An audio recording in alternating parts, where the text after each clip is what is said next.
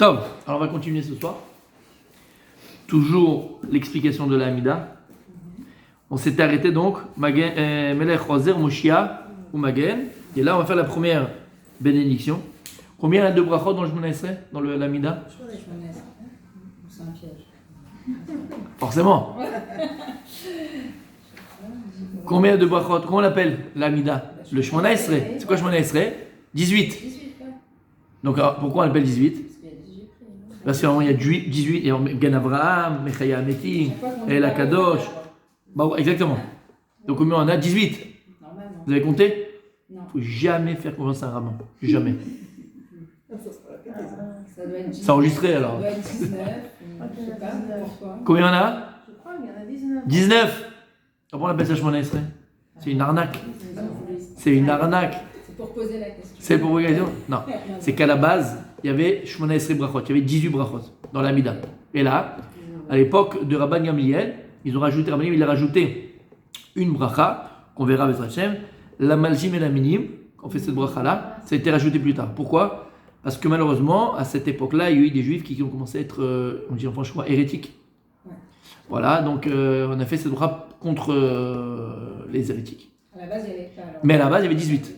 Et donc en fait, rajouter une, c'est 19. D'accord. C'est pour des juifs que ça a été écrit. Comment? C'est par rapport à des juifs qui ont Ouais, malheureusement. rachat. À la base, ouais. Ah, je me disais pour C'est pas un rachat. Un hérétique, c'est pas un rachat. Ah, oui. Un rachat, c'est pas ou un hérétique, oui, c'est jamais un rachat, c'est pas forcément un hérétique. Oui. Un rachat, c'est quelqu'un qui a des pulsions, des machins, des bidules chouettes, il se laisse aller, machin. Mais bon, un hérétique, c'est quelqu'un qui va contre la Torah, contre Dieu, contre le judaïsme, contre ces choses-là. Un juif qui va contre. Un rachat, il va pas forcément, c'est pas forcément des fois contre. Il peut avoir un rachat qui est hérétique. Oui. Mais il peut être rachat sans être hérétique, c'est ça que je veux dire. Le gars, bon, il se laisse aller assez. Vous avez compris? Il a fait. Donc là, on va passer à la première bracha. Et avant de commencer la première bracha, en fait, c'est le cours de la semaine dernière qu'on n'a pas pu faire, qu'on n'a pas fait parce qu'on a fait autre chose, et c'est magnifique quand même. On avait dit, et ça faut le comprendre, dans le premier cours on avait dit, celle qui était là c'est bien, celui qui s'est passé encore mieux. On avait dit quoi? Il faut comprendre que la tfila, c'est pas une récitation. On n'a pas un texte, parce qu'en vérité, tu sais que vous avez les sidurim traduits en français. Quand tu traduis les textes de tfila en français, je sais pas vous, hein, moi ça fait très église. Ça fait très, voilà, mon Seigneur qui est aux cieux, oh toi. D'ailleurs, amuse-toi à les chanter avec l'air qu'on fait. Tu dis, tu te crois vraiment dans la chorale, quoi. On est d'accord? Ok. Mais tu comprends bien que quand tu vas le réciter en français, c'est une récitation, quoi. Attention, hein, attention. C'est une louange à Dieu, même en français. D'ailleurs, la tfila, on peut la faire en français. Il y a que certains passages, on peut pas le faire en français. Mais en tout cas, je croyais que c'était quelqu'un d'autre. En tout cas, on peut même le faire en français. C'est compté comme une tfila. Aval. Pourquoi bonsoir. Pourquoi je touche du doigt le fait que faut pas laisser la tfila, c'est pas une récitation. Ce qu'on avait dit dans les cours précédents, faut comprendre une chose. Le sidour qu'on a, il a été.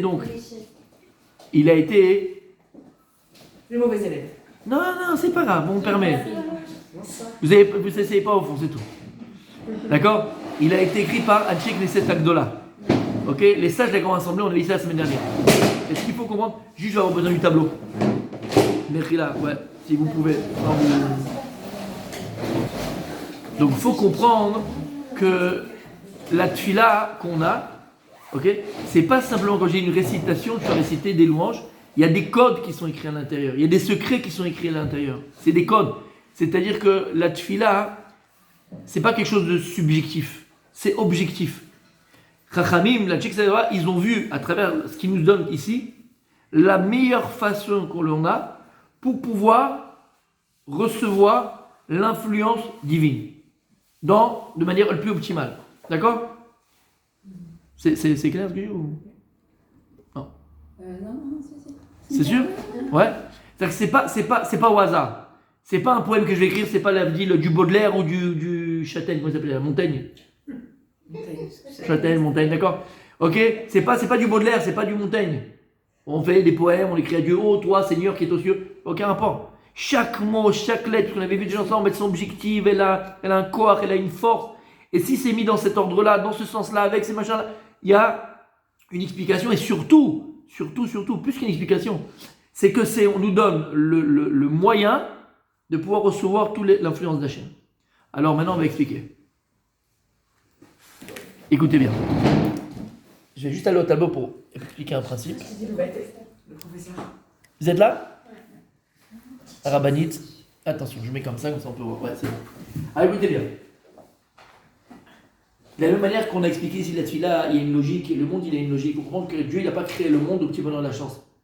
Il n'a pas fait Dieu comme ça, oui, c'est fait comme ça, mais et que les choses sont faites. Il y a, on le dit dans la prière, Kulam, qu'est-ce que je dis là? Kulam Bechorma Asita. C'est quoi Kulam Bechorma Asita?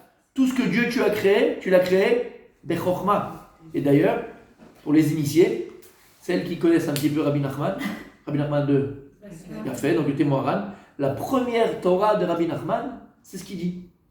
Il dit c'est quoi? C'est Chorma. C'est quoi Chorma? C'est l'intelligence. Et c'est quoi l'intelligence? Il se dit que chaque juif et chaque juive se doit d'acquérir la Chorma. Quelle Chorma? Il dit la Chorma, l'intelligence divine qui se cache dans la nature. L'intelligence interne divine qui se cache dans chaque élément de la création. Alors on a des médecins par exemple, on a besoin de médecins pour comprendre ça. Quand tu vois le corps humain, il y a plus grande chorma que le corps humain. Il y a plus grande intelligence que le corps humain. Comment chaque chose est reliée. Comment le cerveau il marche, comment le cœur il marche, comment les protéines, les machins. Tu te dois d'étudier le corps humain. C'est une mitzvah. Lama, ça devient une mitzvah lorsque tu vas relier l'intelligence du corps humain en vérité à l'intelligence divine qui s'y trouve. Et chaque juif, il a cette obligation de s'attacher, de dévoiler l'intelligence divine qui se cache dans la création. Et d'ailleurs, c'est ça qu'on dit Kiddush Hashem. Et c'est en vérité la Géoula. C'est quoi la Géoula? C'est quoi la Géoula en français? Géoula, c'est la délivrance qu'on attend. Mais c'est quoi la Géoula? C'est quoi le Etzem de la Géoula? C'est quoi la notion de la Géoula? Stam, ça sera le Nirvana. Non, on va, les femmes vont accoucher comme des poules, comme il y a écrit là-bas dans le Midrash. Magnifique. Hachem va se dévoiler. C'est que Comment? Hachem sera le roi. Il a fait, c'est ça. La Géoula, Ligol, c'est quoi Ligol en vérité? Délivrer, c'est quoi? C'est dévoiler. C'est que le nom de Dieu, Yud Kivavke, on va parler tout de suite, il sera entièrement dévoilé. On verra Dieu exactement comme ça se passait au temps du Beth Amikdash. On avait la mitzvah de Shalosh Regalim, de monter 3 fois au Beth Amikdash. Lama, mitzvah Reya, une mitzvah d'aller voir et d'aller se faire voir. D'où l'expression va te faire voir. C'est pas une blague, hein? Je rigole pas. La mitzvah de monter à Jérusalem, c'est la mitzvah d'aller voir et d'aller se faire voir.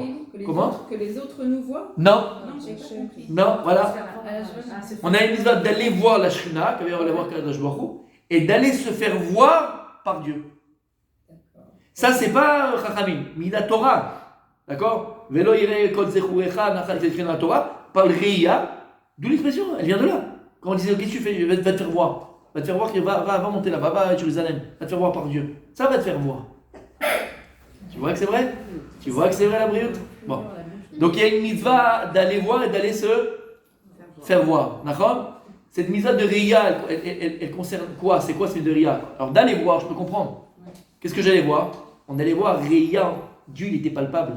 On voyait la Shrina. Il y a écrit qu'il y avait 10 miracles au Beth Amikdash. 10 miracles tous les jours. Il y avait le feu qui était sur le Mizbeach. Il ne s'éteignait jamais. Pluie, tempête, ouragan, Stéphanie Monaco, ce que tu veux. Le feu ne s'éteignait pas. Comme le voyant. Ça va. On peut le faire. Toujours. Ça, c'est du dabou, ça. Ils sont tout de suite au taquet. Bien fait. D'accord? Donc, je peux comprendre d'aller voir. Ok, je voyais la Shrina. Aval, c'est quoi d'aller se faire voir? D'aller se faire voir par Dieu. Pour qu'il nous oublie pas. Ça veut dire des Mais bons. proche chez toi, il ne te voit pas, Hachem. Ouais, mais pour le moment. Un bon point. Comment? Un bon point, ça va. Un bon élève. Le rabbin, la Gemara est quelque chose de magnifique. Quand on allait se faire voir par Kadosh Baruch Hu, en fait, Dieu, il nous regardait avec nos propres yeux. Lui, il n'a pas Dieu, il a des yeux, Dieu Hachem, il a un corps. Non. Hachem, il te regardait avec tes yeux, comme ça il dit Rachid. Dieu, il nous regardait avec nos yeux. C'est que en vérité, on allait, et comme on dit en français, tu es ton propre juge. Comme tu juges les autres, comme tu vois le monde, à Kadosh Baruch Hu, il te juge et il te voit toi. C'est extraordinaire. Tout ça pour dire quoi? Que le monde, il n'est pas été fait au hasard. Il y a des ramifications, il y a une logique, comme on a expliqué. Maintenant, on va expliquer tout ça d'une manière plus profonde. Le monde, il a commencé à quoi? À quoi le monde a commencé? Avant, il n'y avait que Dieu. Et avant, on ne peut pas savoir ce qu'il y avait. Il n'y avait que Hachem. Hachem Echad, ou Shmo Echad. C'est le prémisse de quelque chose. Le premier du premier, on peut commencer à nous. On est permis, on nous permet de parler, de penser, de réfléchir, d'avoir une chokma. C'est où tout commence. C'est quoi tout commence? Je l'écris comme ça, ça ne pas. Yudke, Vav. C'est quoi Yudke, Vav, Ke? C'est le nom d'Hachem. Alors ça, ce qu'on appelle le nom d'Hachem, vous avez déjà entendu parler du tétragramme? On a parlé ensemble. C'est quoi le tétragramme? C'est le nom infini de Dieu. C'est que de là où tout commence. Il n'y a rien. Avant ça, Assour Lecha. On ne peut même pas essayer de penser, réfléchir, savoir. Ça nous dépasse complètement. Même là, ça nous dépasse. Au moins, on peut commencer à comprendre. À partir de Yud Kevavke, là, tout commence. Tout débute. Alors, le Yud Kevavke, c'est le nom de Dieu. Où tu vois Yud Kevavke? Vous avez les Sidourim? Vous l'avez Yud Kevavke? Regardez là, les Sidourim. Trouvez-moi Yud Kevavke. Alors, la première bracha, qu'est-ce qu'il y a écrit? Baruch Ata Hashem. Ouais, Magen Avraham. Comment c'est écrit Hashem? Yud Kevavke. Comment tu le prononces? Adonai. Je l'ai dit une fois. Alors pourquoi tu ne le dis pas comme il est écrit? Mais il n'y a pas écrit Adonai sur les silos. Il n'y a pas écrit ça. Si maintenant, Mérila, ne dites pas, parce qu'on n'a pas le prononcer. Mais c'est avec un patah. D'accord? Ok. Le premier mot, Yud Kevavke, en dessous le Yud, qu'est-ce qu'on a? Un A. J'aurais dû dire Ya. Non, je dis Adonai. C'est pas écrit comme ça. Pourquoi je ne prononce pas comme c'est écrit le nom de Dieu? Maintenant, à l'intérieur du Yud Kevavke, qu'est-ce que vous avez? Adonai. Maintenant, écoutez bien. C'est pour ça que c'est hyper important aussi de prier dans des Sidourim dignes de ce nom. Lama. Parce que comme c'est écrit dans le Sidour, alors quand tu vas le prononcer, tu le lis comme il est écrit, on va le voir, tu crées des choses extraordinaires. C'est comme si, on te donne une clé. Tu as une clé, tu la mets dans la silo, c'est la bonne clé. C'est bon, ça ouvre la porte. Si jamais c'est pas écrit comme ça, Yud Kevavke avec Adonut, t'as pas la clé. T'as une clé, mais c'est pas la bonne clé. Mais alors pourquoi est-ce qu'on ne prononce pas? Regardez après toutes les paroles, vous les verrez. C'est toujours Yud Kevavke, Yud Kevavke, Yud Kevavke. Comment s'écrit Mechaya Metim, juste en bas de la page? Hein? C'est Yud Kevavke, avec un tsere, pas avec un patah. Et comment tu le prononces toujours toi? Hachem, Adonai. Pourquoi on ne le prononce pas comme c'est écrit? C'est bizarre ou pas? Vous êtes avec moi? Il a fait. Alors regardez, Yud Kevavke, c'est le Mekor chez le Kol là-bas. C'est-à-dire que Dieu nous a permis de commencer à le comprendre à partir de ça. Avant, on ne peut pas. Yefcha. D'accord? Yud Kevavke. Magnifique. Maintenant, c'est quoi le Kevavke? C'est le tétragramme. Si on l'explique de manière un petit peu vulgaire, si je devrais définir le Kevavke de manière un peu vulgaire, Mechila, comme c'est écrit dans les livres d'ailleurs, mais on appelle ça Or En Sof Baruch Hu, lumière infinie de Dieu. Et en deux mots, c'est quoi? C'est l'Etson Hashem, sa volonté. C'est-à-dire que toute la volonté de Dieu, elle est écrite là, elle est là. Mais c'est une volonté qui est infinie. Donc, essaye d'arriver à comprendre quelqu'un qui veut l'infini, ça c'est dans un couple, tu comprends rien, tu comprends pas. Qu'est-ce que tu veux finalement? Je te donne tout ce que tu veux, c'est jamais assez. Vice versa. D'accord? Donc si maintenant on reste à l'infini, une volonté infinie, tu sais ce que je veux? Maintenant tu ne veux pas savoir ce que je veux, puisque c'est infini, ça me dépasse. Qu'est-ce qu'il fait Akadosh Baruch Hu? Akadosh Baruch Hu va vouloir créer un monde unique, et une création unique. Vous savez qu'il y a plusieurs mondes que Dieu a créés. Il y a les malachim, par exemple les anges. Il y a les Sarfei HaKodesh, il y a plein de mondes que Dieu a créés. Maintenant écoutez bien. Akadosh Baruch Hu, il est entièrement Tov, entièrement Chesed, que Chesed. Il est que ça Hachem. Et Akadosh Baruch Hu va créer une création unique qui s'appelle l'homme, la femme avec un grand H, l'homme avec un grand H, qui va être capable de recevoir au maximum sa Torah. Au maximum. Si tu me dis dans la création, de toutes les créations que Dieu a créées, quel est l'être qui est capable de recevoir au maximum la Torah d'Hachem? C'est toi. Donc déjà quand tu te lèves le matin, si tu as ça dans ta tête, arrête de penser que la journée elle est foutue. C'est difficile, c'est compliqué, Dieu n'aime pas. Non. Dieu, il t'a créé uniquement pour que tu puisses, toi, la seule création, recevoir au maximum son Tov. C'est clair? Maintenant, Akadosh Baruch Hu, il t'a créé. Il t'a créé avec deux entités. T'es fait d'un corps et t'es fait d'une âme. Le corps, il nous limite. Puisque le corps, c'est la matière c'est le temps. Et le temps, il est limité. Donc, on est limité par notre corps. La preuve, il y en a qui arrivent à le faire, mais pas beaucoup. Tu ne peux pas être au même moment à deux endroits différents. C'est compliqué. Bien fait. Ça, c'est le corps qui te limite. Mais d'un autre côté, on ne rentre pas dans la quantique. Je sais que vous allez faire la quantique, on peut partout. Une fois, machin, je ne veux pas. D'accord? Mais, on est fait d'un corps, on est fait aussi d'une âme. Et elle, l'âme, elle est divine. Et si elle est divine, elle est infinie. Donc par ton corps, tu peux être à deux endroits différents, mais par ton esprit, donc par ton âme, tu peux être à plusieurs endroits en même temps. D'ailleurs, il dit Baal Shem Tov, on l'avait vu ça aussi, l'homme, la personne se trouve là où sa pensée se trouve.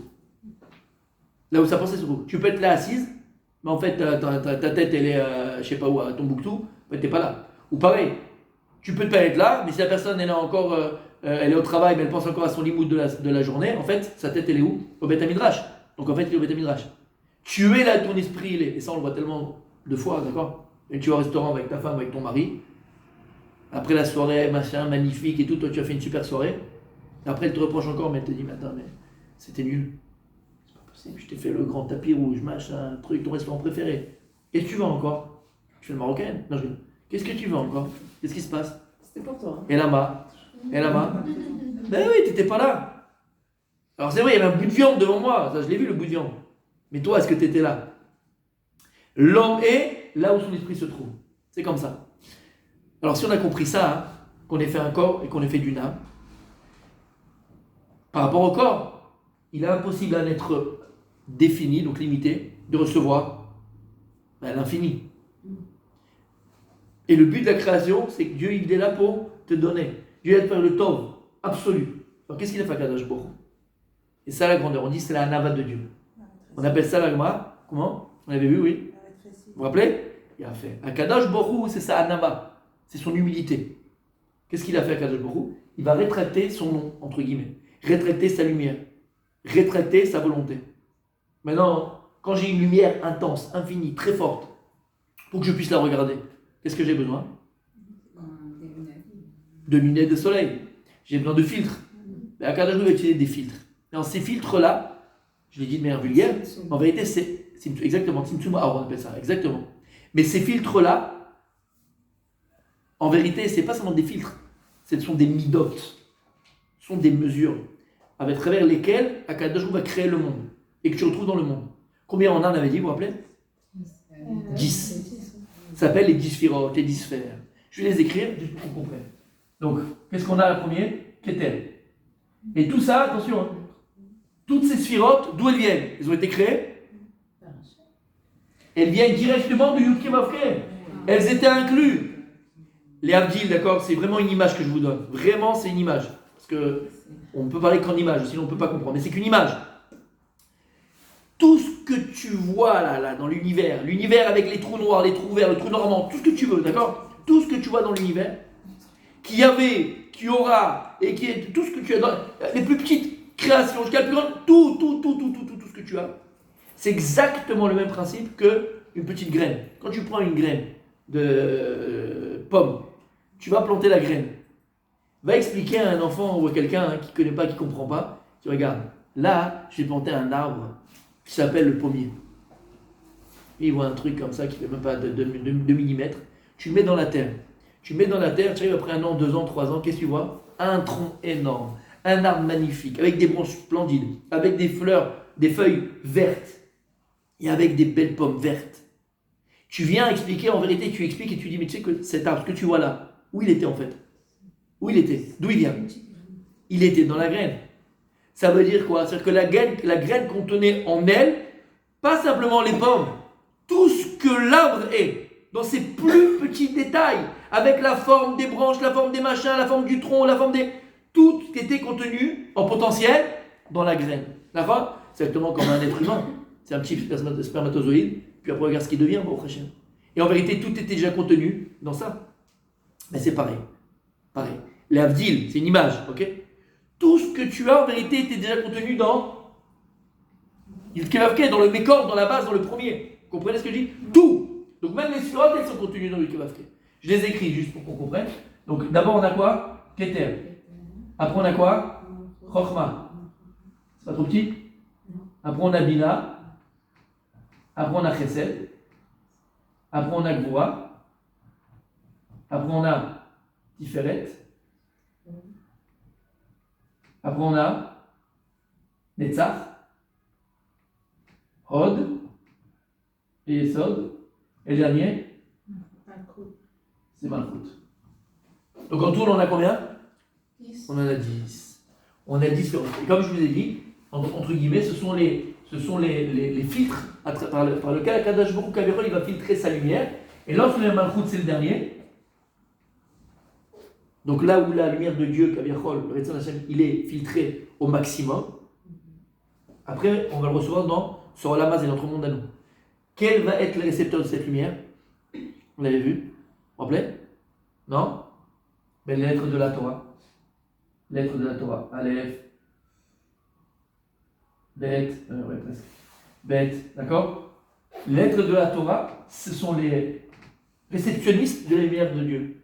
C'est pour ça que les lettres, elles sont, on l'avait dit, objectives. C'est quoi le Mékor?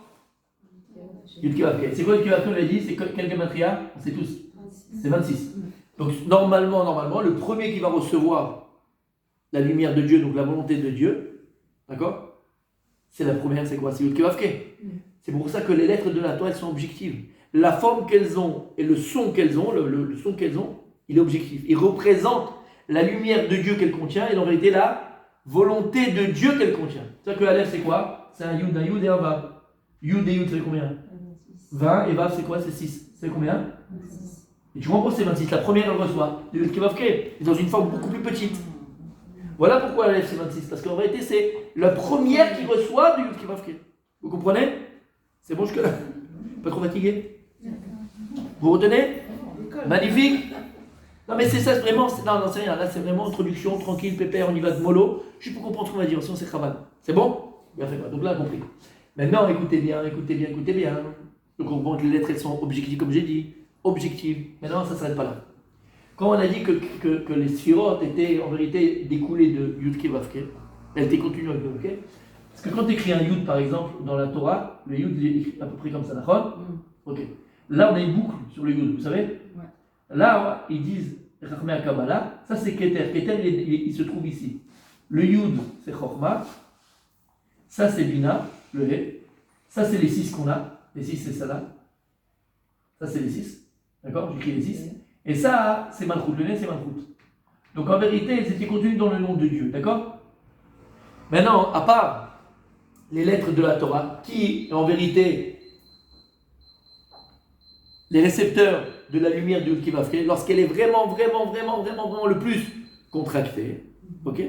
Vous avez ensuite, par exemple dans le Sidour, vous avez la Torah, vous avez des lettres, les lettres qui forment des mots, qui forment des phrases, qui forment des chapitres, et donc, comment tu peux savoir ce que Dieu attend de toi? À travers les lettres de la Torah, parce que les lettres de la Torah contiennent en elles la volonté de Dieu. Quand je viens avec le Aleph à côté du Bet, au côté du Dalet, au côté du He, du Vav, du Zayin, du Chet, ça fait des mots. Ça fait des phrases, ça fait des prakim, ça fait des chapitres. Là, tu connais la volonté de Dieu. Mais écoutez bien. En dessous les lettres, on a des voyelles. Je coule les voyelles. D'où elles viennent? C'est quoi les voyelles? En vérité, les voyelles, ce sont les sirotes. Les voyelles de la Torah, tu utilises ces voyelles, c'est comme en français, on a des machins. Tout ça pour encore expliquer que tout est Bechormat Hashem. Tout a été fait par intelligence divine. Et à chaque Sphira, il y a une voyelle qui lui correspond. Keter, c'est quoi? Kamatz. Et d'ailleurs, on dirait une couronne. Quand tu le mets à l'envers, on dirait une couronne. C'est Kamatz. Chochma, c'est quoi? C'est Patah. C'est quoi l'intelligence? C'est quelque chose qui est. C'est quoi Bina? C'est Tsere. C'est les 2 points, c'est le E. Bina, c'est E. Ce qui correspond à la voyelle E. Maintenant, écoutez bien. Chochma, on dit que c'est, il est appelé dans le jargon de la Kabbalah Yaakov. Ça c'est Yaakov. C'est Abba. Bina, c'est Rachel. Donc c'est le Nekeva, c'est le féminin. Ok? Pourquoi Bina elle a deux? Parce que c'est papa et maman. C'est la Chorma qui se marie avec la Bina. Donc c'est le mari et la femme. Après, normalement, s'il y a un mariage, mais qu'est-ce qu'on attend? Ben oui, on attend un enfant. Donc c'est quoi Chesed? C'est Ségol. C'est quoi Ségol? C'est le M avec le petit bébé qui est arrivé. C'est pas stable. Chaque chose, elle est faite dans ce sens-là. Gvura, c'est Sheba. C'est le E. L'amage, sans entrer dans l'état. Gvura, c'est le symbole de la notion de la pluie. Donc c'est comme des gouttes de pluie. Tiferet, c'est quoi? C'est le. J'écris Stam, d'accord? J'écris Stam, le Aleph, mais c'est pas Aleph. C'est le O qui est au-dessus. C'est qu'on dit O. Rolam, exactement. Rolam, c'est O. Pourquoi? Parce que c'est quoi la Tiferet? C'est quoi la splendeur? Quelque chose qui est au-dessus. Il a fait. Netzach, c'est quoi Netzach? Netzach vient du mot. Il y a aussi Netzach, Nitzachon. Netzach, c'est l'éternité. Ceci, victoire. Alors pourquoi c'est un point? C'est quoi un point? C'est infini. C'est un cercle infini. C'est vrai que c'est un point. C'est le I. Hod. Kubutz. Il y en a qui vont faire l'école. Il y a le kubutz. C'est quoi Yesod? Yesod, c'est le ou. Le vav, c'est le ou. C'est Shoruk. Il a fait. Et après, on a Malchut. Malchut, elle n'a pas de. En elle-même. D'accord? C'est autre chose.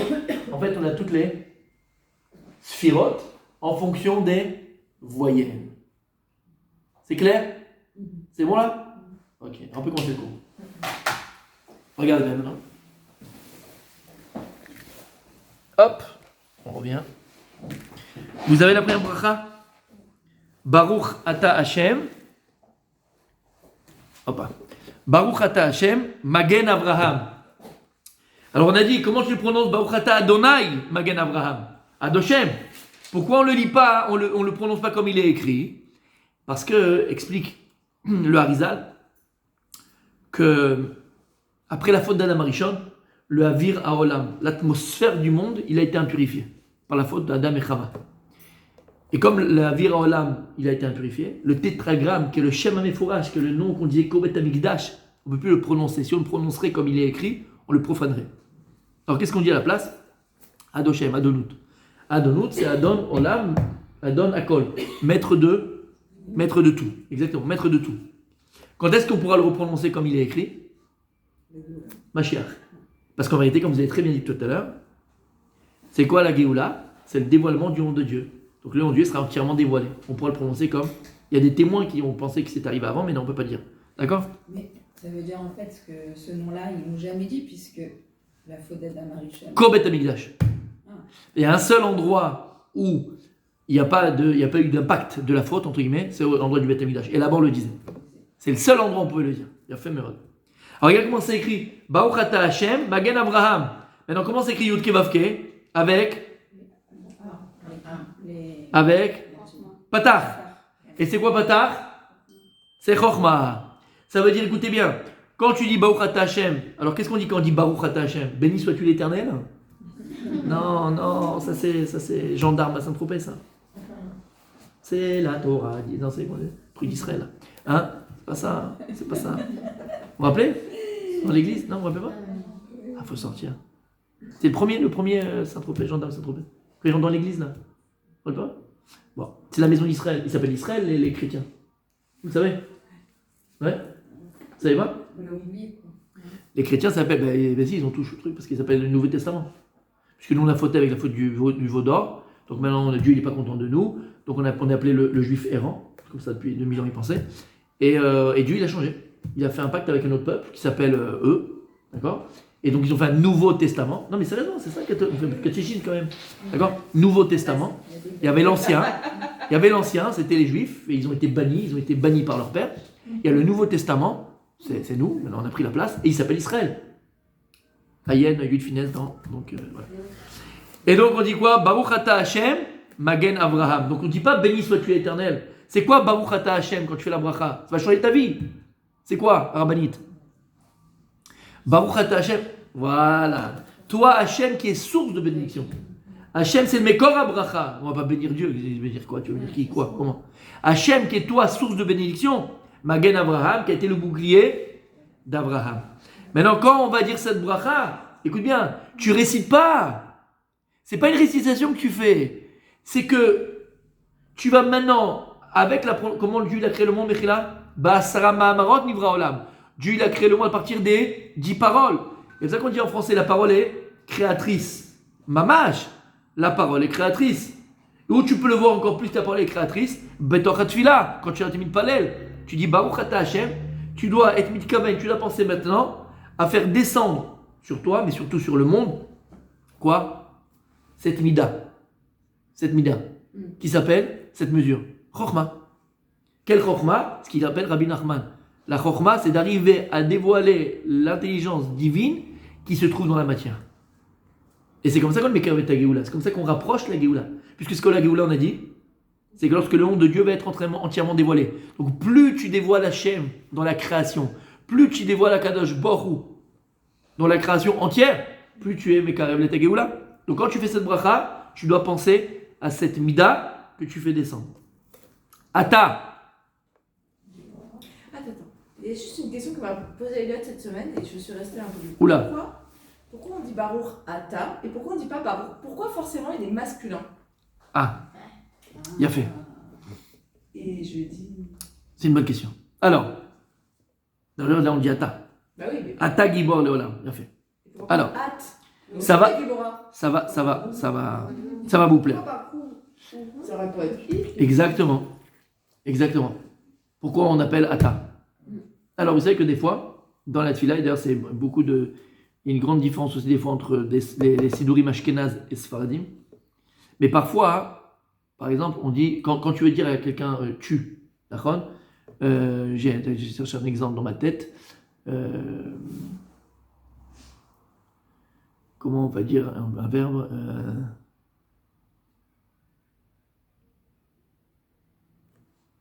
j'ai pas d'exemple comme ça. Ça va venir, d'accord, bon, je vous le dis comme ça, alors après c'est un exemple qui va venir. D'accord, des fois, à Kadosh Baruch Hu, lorsqu'on le conjugue au masculin. Et parfois, on le conjugue au féminin. Il y a du féminin dans Dieu. On le prononce au féminin. Ouais.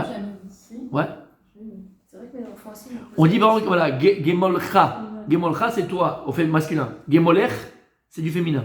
Et des fois, on ne dit pas le Cha, on dit Ech. Dans Tfilot, ça dépend. Comment? Là aussi, on dit Mika. Non, qu'est-ce qu'on dit? Vas-y, je vois pas. Mika Mocha Balikvot ou Midomela. Ah, ben voilà, Blainara, moi je sais plus quoi faire. Ou Midomé Lach. Lach, c'est qui? Pas Domé Lecha. Ou Midomé Lach. Pourquoi c'est du féminin? Donc d'abord, tu vois bien que c'est pas tout le temps. Parfois. Oui, mais c'est quand même Ata. Oui, c'est quand même Ata, hein. Oui, donc J'explique. Donc déjà, c'est votre côté féministe de côté, et on va être objectif. Donc des voix.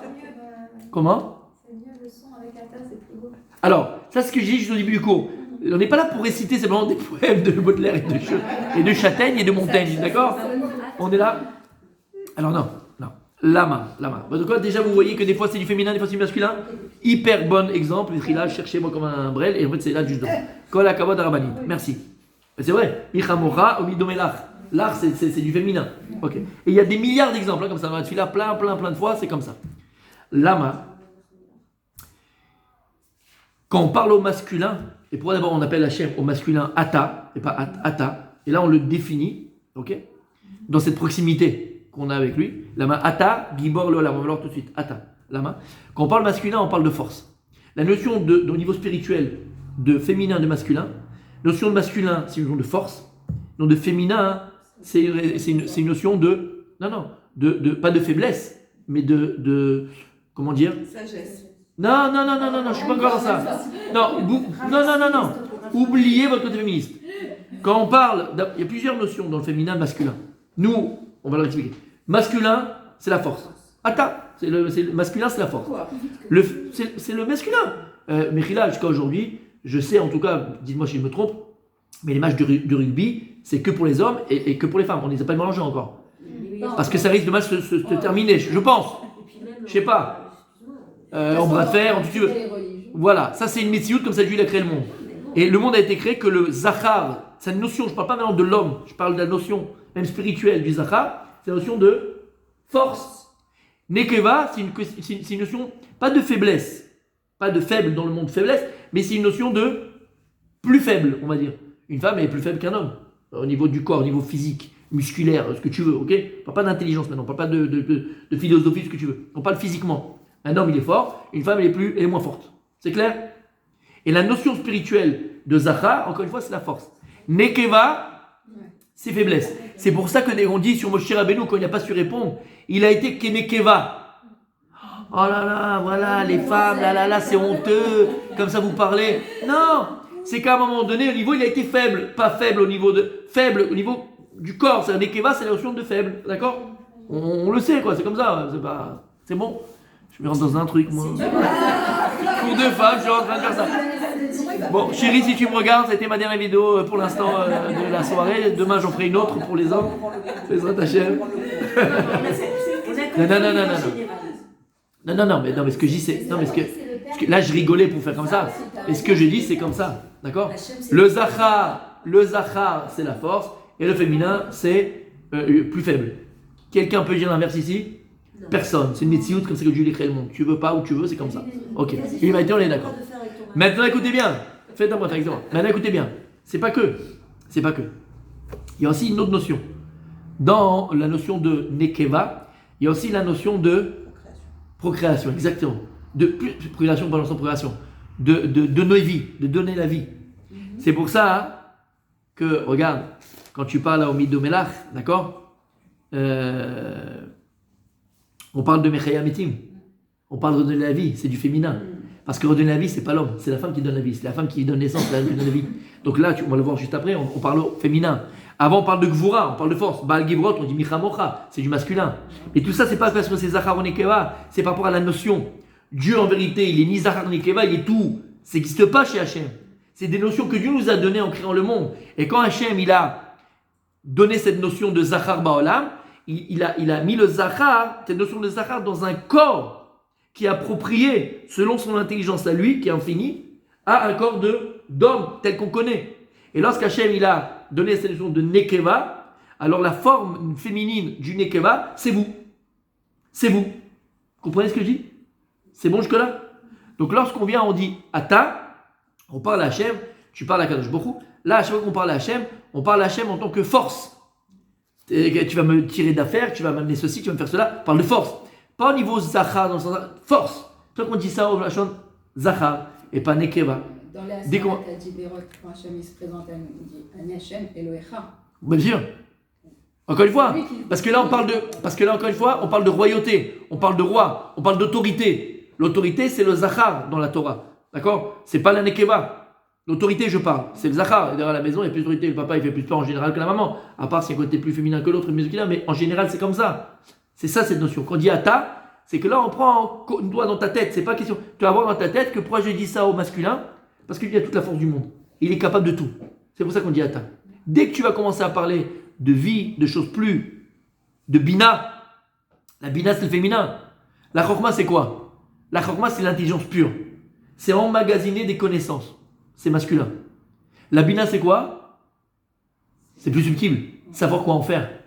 Ça ne suffit pas simplement, mais savoir quoi en faire. Il ne suffit pas d'avoir plein de bonnes idées. À la fin, il faut. Qu'est-ce que tu fais avec? Il faut les mettre en application. Qu'est-ce que tu veux faire avec? Ça, c'est le côté féminin, c'est pas le côté masculin. De savoir gérer les. C'est le côté féminin. Donc, encore une fois, c'est ce qu'on dit Ata. C'est bon jusque-là? Ok. La Shrina, c'est féminin. La Shrina est féminine. Exactement. Exactement. Comment? La Shrina, c'est Dieu. Bien sûr, mais là, c'est un côté féminin. Pourquoi? La Shrina, comme on dit, c'est quoi la Shrina? Je tenais de Shochen. C'est quoi Shochen? Qui repose. Shochen, alors Shochen, mais c'est pareil. Non, c'est pareil, c'est demeurer. C'est un demeure. C'est résider, demeurer. D'accord? Parce qu'on sait que la maison, le foyer, c'est la femme. C'est elle qui fait la maison. C'est elle qui fait son mari. C'est elle qui fait ses enfants. C'est elle qui fait que la Torah, pas la Torah. C'est elle fait tout. C'est elle la maison. C'est le pilier de la maison. C'est ce qu'on appelle Shekhinah. C'est elle qui fait reposer cette atmosphère de Torah. C'est elle qui fait reposer cette mesure de vrai. C'est la femme. C'est pas le mari. On est Welou, nous. Quoi exactement la Shrina? C'est sentir Dieu? La Shrina, après tout ce qu'on vient d'expliquer maintenant, d'accord, c'est la dernière émanation de Yud Kevavke, Baal Mazé. On ne peut pas avoir plus bas que ça. C'est ça la Shrina. Alors c'est quoi la Shrina? Nous, on peut avoir le mérite, Bezrat Hashem, de pouvoir l'a palpée, mais à l'époque, du Beth Mikdash, elle était palpable. C'est que, comme il y a écrit un peu dans la Torah, vous savez que quand on a reçu Matan Torah, il y a écrit Vero et Takolot. Ils ont vu les voix. On ne voit pas une voix. Qu'est-ce que tu fais avec une voix? Tu l'entends. Comment ils ont pu donner une forme à un son? Ils ont réussi à voir les voix. Ils ont vu les mots s'afficher. Exactement. Et c'est exactement ça. Ils ont vu Aleb, ils ont vu ça, ils l'ont vu. Ils ont vu la voix. Et c'est pareil, la Shrina en vérité, d'accord? Si on a les yeux pour voir et le cœur pour le sentir, on la verrait. Il y a une période dans l'année où on peut encore plus sentir la Shrina, c'est quand?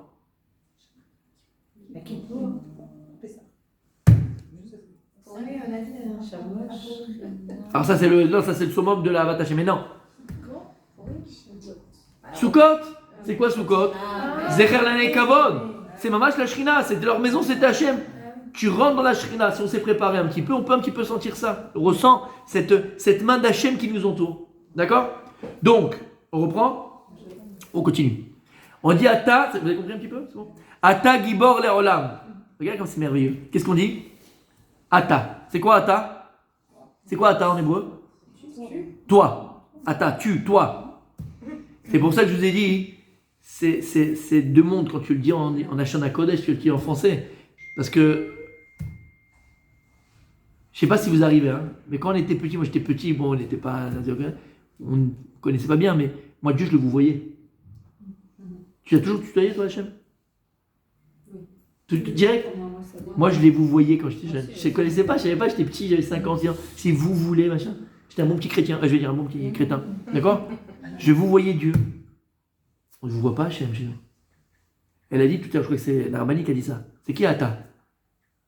Quand tu parles à ton père, tu dis quoi? Tu dis vous, on ne dit pas, on dit Ata, toi. Papa. Papa, c'est toi, papa. Ata. Dans la haute société. À l'époque.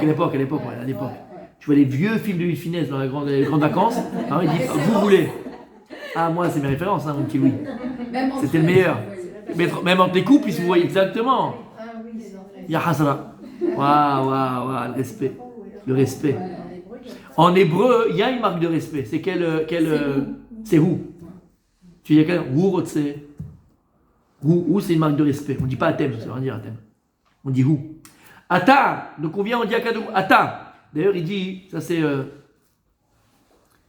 un petit en plus comme ça. N'oubliez pas ça. Ça peut toujours servir. Chez nous, ça ne sert jamais, mais en tout cas, il dit Rabbi Nachman que le Ata c'est un diminutif de Dieu. Ça fait partie des noms pas des noms mamash de Dieu, mais c'est un diminutif de Dieu. Et il dit que ce nom-là, Ata, c'est une ségoula pour être sauvé de la noyade. Tu dois le répéter. Quand quelqu'un est sauvé, il dit Ata, moi. Après, tu as l'eau qui rentre, c'est difficile. Mais avant, tu vois, quand tu sens que c'est. Il faut dire ce nom-là, et Timid Kaven, c'est une ségoula pour être sauvé de la noyade. Quand on est quelqu'un en train de se noyer. Donc c'est bon à savoir. Ata, toi. Ouais, il faudrait surtout y penser. Ouais. Mais bon, chez nous, les Daxel, ça n'arrive pas de toute façon. Ata, Gibor Leolam. C'est quoi Gibor Leolam? Gibor Leolam. Tu es Gibor Leolam. Tu es fort pour l'éternité. Ata, donc on parle de Gvoura. Si on parle de Gvoura, automatiquement c'est au masculin. Adonai, donc Hachem. Et c'est quoi Adonai ici? Adon, Akol. Mechaye metim ata. Vous l'avez? Mechaye metim ata. C'est quoi Mechaye metim? Toi qui fais revivre les morts. C'est écrit au présent. Et toutes les brachot, elles sont au présent. Attention, elles sont c'est au présent. Maintenant, regardez bien. En dessous, le ata, vous avez quoi? Une petite barre. C'est un tam. Ça s'appelle tamim. Mechayemetim, c'est-à-dire que comment tu dois le lire? Comment ils font les gens? Mechayemetim ata. Mechayemetim ata. Non. Mechayemetim ata. Lama, il y a une règle. Il y a une règle de grammaire qui s'appelle, vous connaissez peut-être, non? Milerael ou milera? Milera ou miléel? C'est quoi ça? Encore quelque chose? Hein? Quand tu mets un accent en début de mot ou en fin de mot. Exactement. Est-ce que j'insiste sur la syllabe? Syllabe en français? Au début du mot ou à la fin du mot? Si j'insiste sur la syllabe au début du mot, c'est du passé. Si j'insiste à la fin, c'est du présent. Donc tu vois que du futur. En fonction de là où tu vas insister le mot, soit c'est du passé, soit c'est du futur. Et ça change de sens. Parce que là, on ne veut pas dire qu'Hachem il saura. Il est déjà, Mechayemetim Ata. Tu es déjà en train de faire revivre les morts. Et c'est pour ça que c'est très important quand des fois tu es à la synagogue, ils sont lourds à l'arrêter, le reprendre, le faire. Le pauvre, déjà, il y sait bien. Ah oui, ça, c'est quand tu connais pas. Mais quand tu connais l'importance des lettres, des ta'amim et l'intonation, parce que si des fois, dans le mot, c'est un milléra ou millérael, ça change le sens du mot. C'est plus du passé, c'est du futur. C'est plus du futur, c'est du passé. Donc il a changé le sens, le gosse. Il faut le reprendre. Ou la personne qui lit. C'est hyper important, les ta'amim. Donc là, comment tu dois lire à partir d'aujourd'hui? Mechayemetim Ata. Rav Leoshia. C'est quoi Rav Leoshia? Qui multiplie les délivrances. Alors en hiver, on dit Mashiv Avouach ou Morid Ageshem. Qui fait donc souffler le vent et qui fait tomber la pluie. Maintenant, écoutez bien. Vous avez ce tableau devant vous là? Dans votre tête? Magnifique. Donc en vérité, chaque voyelle correspond à une mida. Keter c'est une mida, Chochma c'est une mida, Bina c'est une mida, Chesed la bonté c'est une mida. D'accord? Ok. Regardez la puissance. Juste pour qu'on comprenne. Chaque mot, tu peux le prononcer que parce qu'il a des voyelles. Maintenant, comprends bien que le mot que Dieu, il a, Kaviachol, donc écrit, pas écrit, mais qu'il a prononcé, pour créer ce que Dieu, il a créé, la pluie par exemple. Comment on appelle la pluie? Geshem. Lorsqu'Hachem, il a appelé la pluie Geshem, il a associé le guimel, le shin et le mem. Donc il a pris, de manière vulgaire, des atomes, exactement comme tu prendrais, comme on avait dit derrière une bouteille. Qu'est-ce qu'il y a écrit là-bas? CA2+. Il y a l'atome, c'est quoi le CA2+? H2+? H2O, pardon. H2O, il y a le calcium, c'est quoi le calcium? Il y a le calcium dans l'eau. Bon. La base de l'eau, la molécule. Oui, là, j'ai compris. Quand tu prends la bouteille derrière, il y a écrit des CA2+, ou H2O, d'accord, ok. Donc c'est quoi le calcium? C'est l'atome, d'accord? Il est là. Donc 2+, en fonction des électrons qui tournent autour. Donc prends-toi dans ta tête que les lettres, c'est l'atome. Et maintenant, ça ne suffit pas d'avoir un atome. Il faut aussi que les électrons qui tournent autour pour créer cette matière, cette énergie. C'est quoi les électrons? C'est les voyelles. Donc lorsqu'un il a pris le guimel, le shin et le mem, il les a associés, ça n'a pas encore créé la pluie. Ça a créé le potentiel, l'atome de pluie, on va dire, spirituel. Alors pour que cet atome de pluie spirituel, il prenne vie, qu'est-ce qu'il a fait avec Baruch Hu? Il a pris les voyelles. Et c'est quoi Geshem? Comment ça écrit Geshem? Regardez. Qu'est-ce qu'il y a en dessous de Geshem? Ou Morid Ha-Geshem. C'est quoi? Ségol. Alors Ha-Geshem parce qu'il y a le He, mais sans le He. C'est quoi Geshem? C'est quoi la pluie? C'est le Chesed. Hachem il te fait cadeau pour que ça puisse pousser à manger, vivre, boire. C'est le Chesed. C'est bon? C'est pour ça que même les voyelles d'un mot, elles donnent le sens du mot. Non, ce qui est extraordinaire, juste Bechila, parce que j'oublie, ce qui est extraordinaire, c'est que à travers cela, tu peux même savoir la définition de ton nom à toi quand tu vas voir des fois un grand rave. Un grand rave. Vous pensez à ça? Magnifique. Voilà. Quand tu vas voir un grand rave, un grand, d'accord, mamash, chachouv, meod, gaon, batora, ce que tu veux. Et des fois, il te dit, c'est quoi ton nom? Il écrit le nom, d'accord? Lama. Pourquoi le nom de ta mère, machin? Lama. Les lettres, elles parlent. Les voyelles, elles parlent. Si toi, Kadosh Baruch, parce que qui c'est qui t'a nommé? C'est tes parents? Mais non, c'est de la blague. Il y a écrit, il m'a dit que quand on nomme un enfant, les parents nomment un enfant, c'est un 60e de prophétie. C'est Dieu qui t'a nommé, en fonction de ta mission. Donc, le nom que tu portes, il dit Rav Dessler que le Shem, c'est la Maout, Aouchamit Shem El Adam. C'est l'essence spirituelle de l'être. Tout ton ADN, toute ta mission, elle est dans ton nom. Donc, à travers ton nom, si le Rav, il a les yeux purs pour pouvoir le voir, et le cœur aussi pour pouvoir le comprendre, qu'est-ce qu'il voit dans ton nom? Il voit tout. Il voit tout. Maintenant, pour définir un nom, tu vois les lettres qui le composent, et dit Rabbi Nachman de Breslev, pour savoir ce qui définit un mot dans son essence, d'abord c'est toutes les lettres aussi, mais le plus, c'est le premier mot d'une lettre, d'un mot. C'est ce que je dis? La première lettre d'un mot. C'est mieux comme ça. La première lettre d'un mot. La première lettre de ton nom ou d'un mot, c'est ce qui définit le plus ce nom-là. Et quand on avait commencé, quand j'étais venu à Ranana, là, au début, les premiers cours qu'on avait fait, c'était sur les noms. En fonction des lettres, en fonction des voyages. C'est magnifique, c'est extraordinaire. Et d'ailleurs, tu te retrouves parce que c'est une vérité. Tu te retrouves. Et c'est vrai dans tout. Dans Geshem, c'est vrai dans le machin, dans n'importe quel mot. Vous avez compris? Devraient être les mots de la Torah. Et pas plus comme des choses qui sont arbitraires. Bon, je levais le matin, on a mis comme ça 3 points, 2 points, ça fait sympa, 3 points, non? Allez, on dit que c'est un E. Puis je mets un truc là-haut, ça fait O. Je mets un truc au truc, ça fait O. Non, Habibi, attention. Tout est Bechokma Eloki. Tout est avec intelligence profonde, divine. C'est clair? On termine pour aujourd'hui, mesdames, et on continuera, j'espère avant qu'il on terminera. Mechalkel Chaim Bechesed. C'est quoi Mechalkel Chaim Bechesed? C'est quoi Mechalkel? Kalkala. Alors on n'est pas le pourvoir, mais exactement, qui nourrit, qui pourvoit, qui nourrit Chaim Bechesed à chaque vie avec Chesed. Et d'ailleurs, Chesed, c'est avec Segol. Ah oui, c'est le. Voilà, forcément. Mechayem etim berachamim rabim, qui fait revivre les morts par ses grandes miséricordes. Somer, qui c'est qui lit? Somer,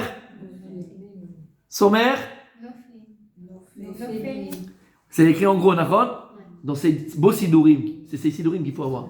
Somer nofelim. Et qu'est-ce qu'on dit en général, les gens? Somer noflim. Alors on dit, devant on traduit. Ah non, je ne peux pas traduire parce que sinon on a traduit, je dis la réponse. Pourquoi on ne dit pas somer noflim et là somer nofelim? C'est grammatical. Si tu dis somer noflim, traduction, qui somer, qui supporte, il a fait mort, qui supporte noflim, celui qui tombe.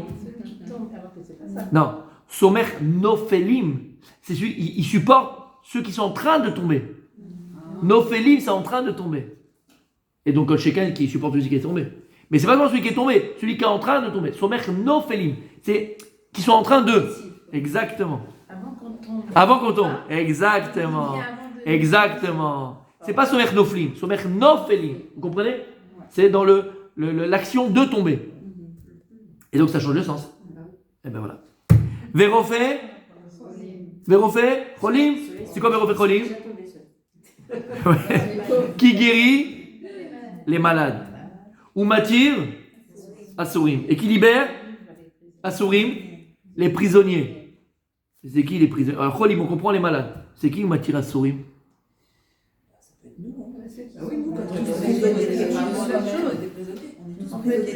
Aïe, aïe, aïe. Quand ton fils, pas ton fils, mais quand un enfant ou lui donne un mat, il est en train de lui dire Shabbat, machin, ou il fait quelque chose que c'est assourd, d'accord? Qu'est-ce que tu lui dis? Assourd. C'est quoi assourd? Comment tu traduis assourd en français? Interdit.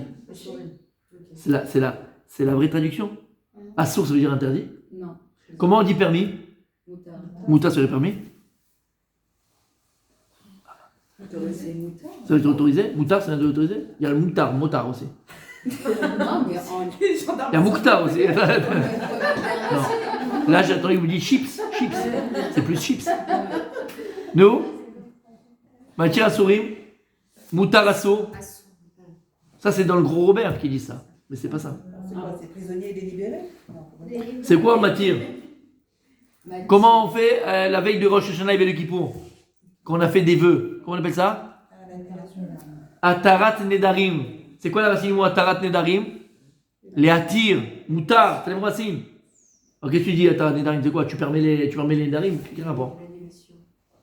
Alors c'est quoi, c'est annulation? Même ça c'est faux. C'est pas l'annulation des vœux là, Atir Nedarim. Quand quelqu'un il fait un vœu, qu'est-ce qu'il fait? il prend sur lui. Et quand tu prends sur toi, qu'est-ce que tu fais? Tu te sacrifies. Tu fais une promesse. Non. Et quand tu t'obliges, qu'est-ce que tu fais? Tu deviens prisonnier. À partir du moment où tu as fait un vœu, je fais le vœu de faire mes 3 pilotes. Bah, entre guillemets, c'est prisonnier, c'est ça. T'as plus. Vaut mieux le dire, ouais, vaut mieux. Voilà, direct. Aval. D'accord? Quand tu fais un vœu, tu t'emprisonnes. Donc en vérité, assour, ça vient de quoi? C'est quoi un assir? C'est un prisonnier.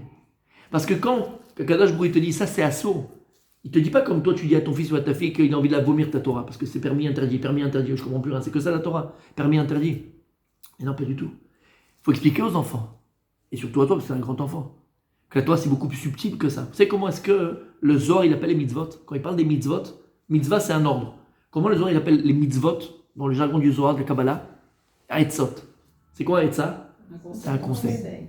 Quand l'enfant il est petit, tu lui donnes un ordre, il ne peut pas comprendre, il faut aller dormir à 5h, il faut dormir à 8h, il faut te lever des dents, il faut faire le pyjama, machin. Il ne peut pas comprendre, il n'a pas de maturité pour comprendre, donc c'est un ordre. Et d'ailleurs, il faut qu'il ait une autorité, il faut qu'il ait peur des parents. Pour bébé, c'est un ordre. Mais quand l'enfant il va mûrir, en vérité, il va comprendre, et normalement, que tout ce que tu lui dis depuis qu'il est petit, et même un peu plus grand, en vérité, c'est quoi? C'est des conseils. Parce que si en vérité tu viens dormir tard, mon fils, Le lendemain, tu vas pas te réveiller comme il faut, tu vas pas bien travailler, et boule de neige. Si tu te laves pas bien les dents, comment ça va se passer? Toi, des caries, tu as machin, tu as un problème. Et ainsi de suite. En vérité, tout ce qu'on dit à nos enfants, tout ça, pas nous ont dit à nous. C'est pas des ordres qu'ils ont donné. C'est quoi? Des conseils de vie. Et c'est quoi un conseil de vie? Pour grandir de la meilleure façon possible, de se réaliser de la meilleure façon possible, de devenir ce qu'on doit devenir. Lorsqu'Akadosh Baruch Hu, il nous donne mitzvah et etza, c'est etza. Pareil, lorsqu'Hachem il te dit ça c'est moutar, il va pas dire mon fils, ça c'est interdit, ma fille, ça c'est permis, ça c'est interdit. Pas du tout. Akadosh Baruch Hu te dit attention, ça c'est assour, pas assour interdit. Ça, mon fils, c'est la prison, ça, ma fille, c'est la prison. Si tu touches à ça, tu deviens prisonnière de cette chose-là. T'entends? Par contre, attention, ça c'est moutar. Qu'est-ce qu'il dit là, Ramim? Kadesh atzmecha be moutar lecha. Sanctifie-toi parce qu'il t'est permis. Utilise ce qui est permis. Un juif se doit d'utiliser ce qui est permis. C'est le premier chose qu'on fait dans le vidouille de Yom Kippour. Il y a un grand vidouille qu'on fait à Kippour, d'accord? Et là-bas, on demande pardon à Hachem sur quoi? Pardonne-moi Hachem de ce que tu as permis et moi je l'ai interdit. Et après on dit ce que tu as interdit, je l'ai permis. Non, c'est beaucoup plus grave d'interdire ce que Dieu l'a permis que de permettre ce que Dieu l'a interdit. Lama, parce que le seul moyen de baimer, de te réaliser, d'être, de vivre et d'aimer la vie, c'est dans ce que tu peux faire, pas ce que tu peux pas faire. Et donc quand il y a écrit Atsur et Moutar, quand je te dis attention, tu rentres dans ça, tu touches il y a écrit que quelqu'un qui joue au casino, qui joue à toutes ces choses-là, il ne peut pas être témoin par exemple. Il ne peut pas être témoin. Une des choses qu'il ne peut pas, c'est être témoin. Lama. C'est un bluffeur le mec. Si tu vas faire confiance, c'est un bluffeur. Il ne peut pas faire confiance à un bluffeur. Et Hachem il te dit c'est assourd de jouer à ça. Pourquoi ça joue jouer au jeu d'argent? Lama. Parce que c'est un risque. Et c'est un désastre après. C'est le divorce, c'est le machin, c'est les dettes, c'est les machins. En vérité, c'est pas que c'est assourd. C'est que tu deviens assir. Tu rentres bébé à sourim, tu rentres dans une prison, Khabibi. Exactement, et c'est une prison d'addiction. Et lorsque par contre tu vas utiliser ce que je t'ai permis, lorsque maintenant tu vas utiliser ce que je t'ai permis, mouta, c'est quoi les atirat nedarim?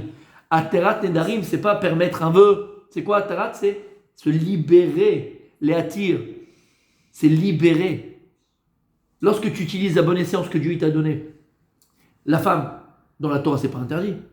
Mais Hachem il te permet ta femme. Voilà, c'est tout. Et Kadesh Asmera b'moutar lecha. L'homme, c'est pas interdit, ton mari. Et sanctifie-toi à travers ton mari, à travers ta femme.